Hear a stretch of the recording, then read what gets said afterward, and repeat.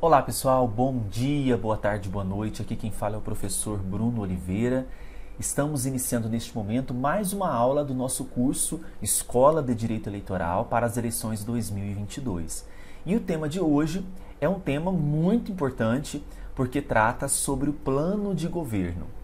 Nós sabemos que as propostas elas vão fazer toda a diferença na hora do eleitor escolher qual seria ali o melhor candidato para representá-lo em determinada cadeira, seja no legislativo, seja no executivo, certo?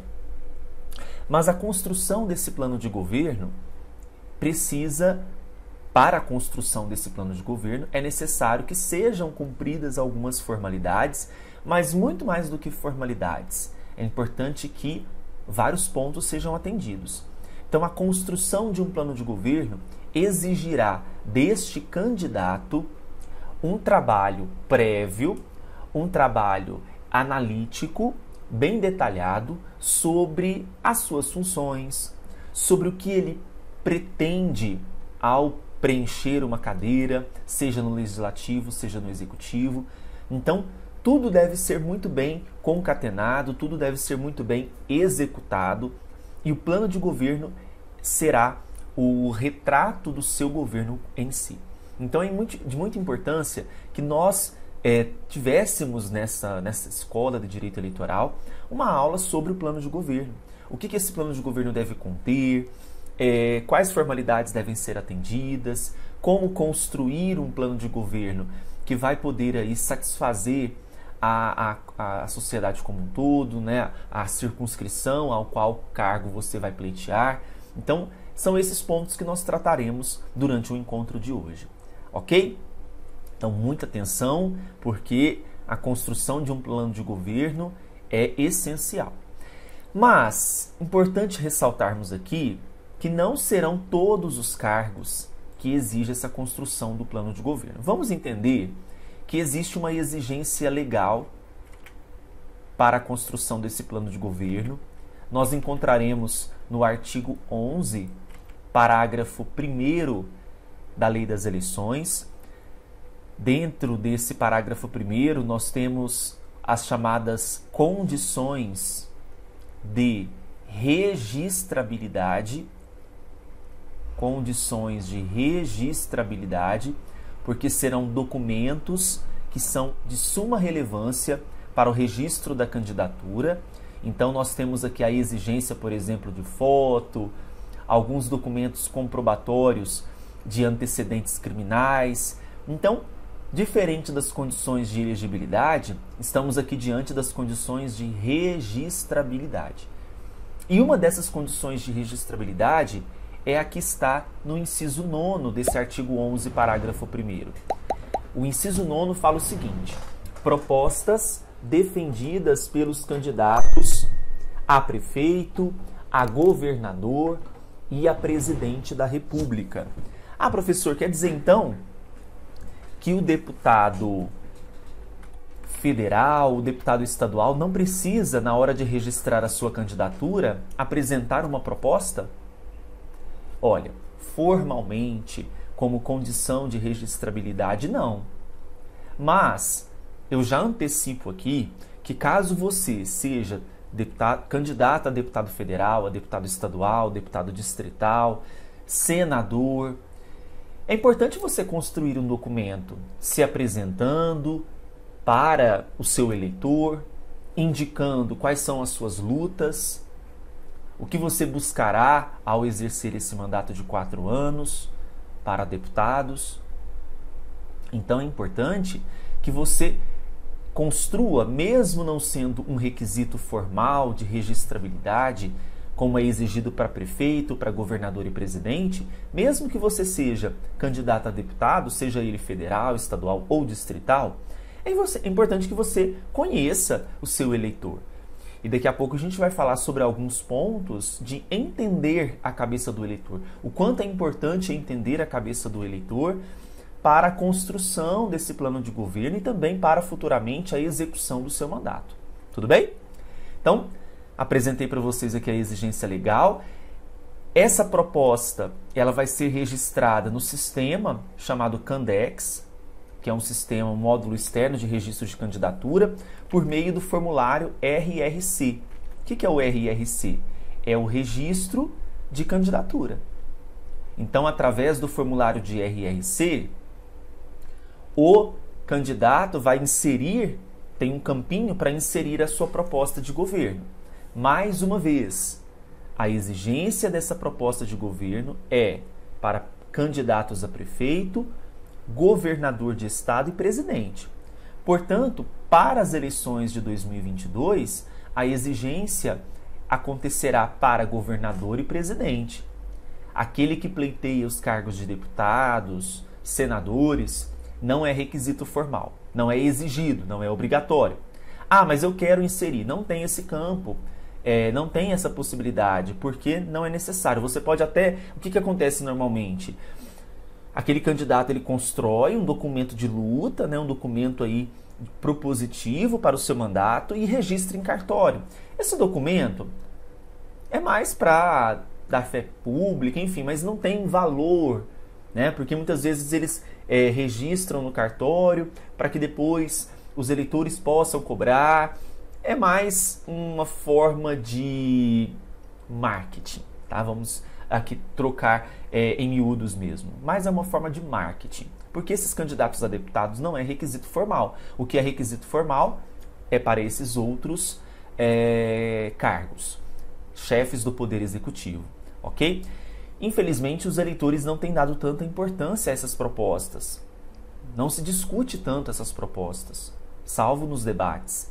Seria importante dar uma atenção maior a essas propostas para que seja um mecanismo de accountability, né? De cobrança, de prestação de contas durante o mandato.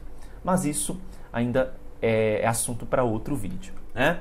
Bom, importante mencionar que não existe um padrão, ou seja, a ausência de padronização das propostas, isso facilita.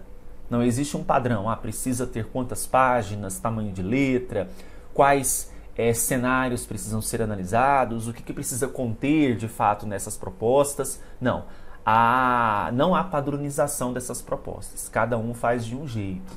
Portanto, qual que é o meu objetivo com esse vídeo? É mostrar um caminho, como construir essa proposta, né? Então, como construir esse programa? O que eu preciso fazer previamente para construir esse programa, né? Então, a gente tem aqui alguns passos. O primeiro passo é entender que você não pode tudo, né? Tem aquela famosa música Ado a Ado, cada um no seu quadrado. Cada cargo tem suas próprias competências e você não pode extrapolar essas competências. É feio, inclusive, é muito feio na proposta de governo trazer uma proposição em que ultrapassa a sua competência, que não é de sua competência. Pega muito mal. Principalmente você que vai candidato a chefe do Poder Executivo, se insere uma competência que está fora do seu escopo de trabalho. Imagina num debate isso sendo atacado. Como que você vai fazer isso se não é da sua competência? Pega mal, né? Não traz uma boa percepção de entendimento do seu próprio cargo.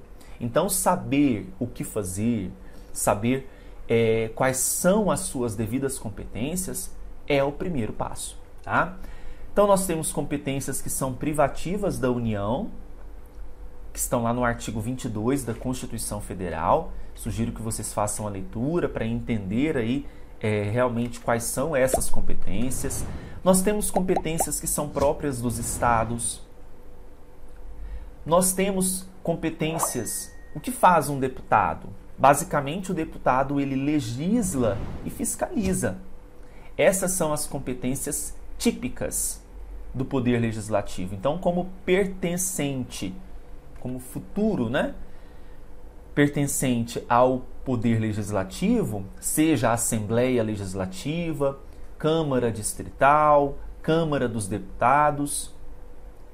Se você vai pertencer a esse grupo, você precisa entender que um deputado, ele legisla e fiscaliza. Essas são as grandes atribuições de um deputado. O governador. O governador, ele representa o Estado em todas as suas relações. Sejam relações jurídicas, sejam políticas, sejam administrativas. Então, nós temos aqui atribuições, né, responsabilidades do governador que são muito claras. O presidente da República, ele gere a administração pública federal. Então, o que eu quero aqui salientar para vocês? Que você precisa conhecer claramente quais são as suas competências. Se o seu cargo é de deputado, procure a Constituição do Estado ao qual você vai concorrer. Se você é candidato a deputado federal, busque entender quais são as atribuições de um deputado federal, o que faz um deputado federal, a respeito da formação das comissões permanentes dentro da comissão, dentro da Câmara dos Deputados, ou no Senado Federal, se você é candidato a senador, ou nas Assembleias Legislativas. Quais são as comissões existentes? O que faz cada uma das comissões? Qual é o seu âmbito de trabalho? Né? Até que ponto você pode exercer suas funções, não extrapolando essas funções? Então, conhecer esses documentos normativos é muito importante, tá bom? Pois bem, aqui eu trouxe para vocês, apenas a título de conhecimento, a quantidade de deputados federais que nós temos por estado. Então aqui eu tenho Acre com 8, Alagoas 9, vocês vão perceber que variará entre 8 a 55 deputados federais, o mínimo 8. Então vocês podem perceber que quais são os estados que apresentam o mínimo de deputados federais. O Acre, Alagoas não, Acre, Amazonas, Amapá, Distrito Federal, Mato Grosso do Sul, Mato Grosso, Rio Grande do Norte também apresenta o mínimo, Rondônia, Roraima, Sergipe, Tocantins. Esses estados apresentam mínimo de deputados federais. O máximo de deputados federais é 55.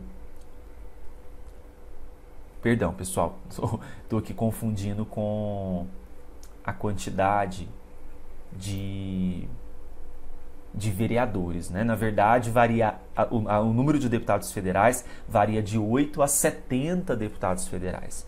E o máximo a gente já sabe que apresenta São Paulo, 70 deputados federais, tá? Minas Gerais tem 53, é o segundo estado com maior número de deputados federais. Depois nós temos o Rio de Janeiro com 46. Depois nós temos Bahia com 39. Depois nós temos o Rio Grande do Sul com 31 e assim sucessivamente. Então, só recapitulando aqui, o mínimo de deputados federais, 8 a 70 deputados federais. Previsão esta constitucional. Ok?